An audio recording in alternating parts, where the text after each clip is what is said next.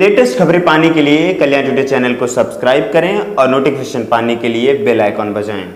It's extremely serious, and that's why today I joined and inaugurated the Youth Congress protest outside the government secretariat building against the mismanagement of COVID by the state government.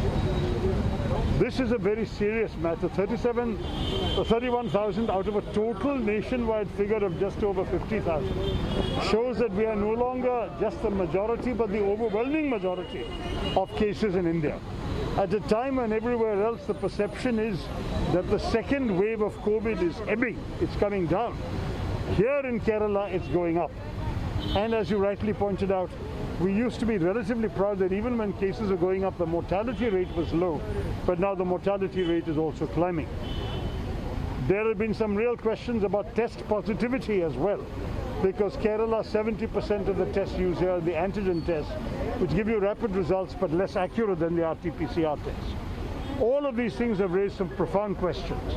And then in the middle of all of this, the government has announced that everybody except those under the BPL line, the poverty line, everybody will have to pay for their COVID treatment. Now this is something that perhaps the affluent or the upper middle class can afford. But people who are technically called APL, above the poverty line, are people in very difficult circumstances. Many of them have lost their jobs in the course of the last year and a half with the lockdown. And many of them have suffered terribly from the economic downturn as well. So to make such people pay is, to my mind, an extremely unfortunate and negative development by a government that has been elected on a platform of being the people's government. They have been going around saying that they represent the interests of the poor and the proletariat, and here they are kicking the proletariat in the teeth. So the symbolic protest that Kerala is in the ICU, and before it gets carried away in an ambulance, the government needs to take better action. That was led by the Indian Youth Congress, which, as we all know, was in the forefront of relief measures on COVID during the second wave.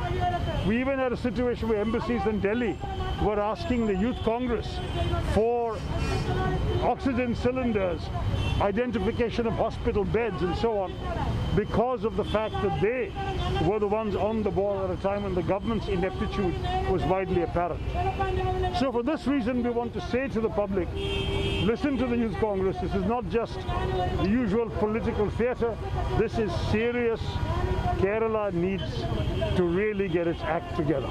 Do you think the government has let their guard down after the second wave, maybe after May, June? I think perhaps after the end of the first wave, they let their guard down because the complacency set in too early. And in the second wave, they were certainly caught napping. The numbers speak for themselves. Thank you.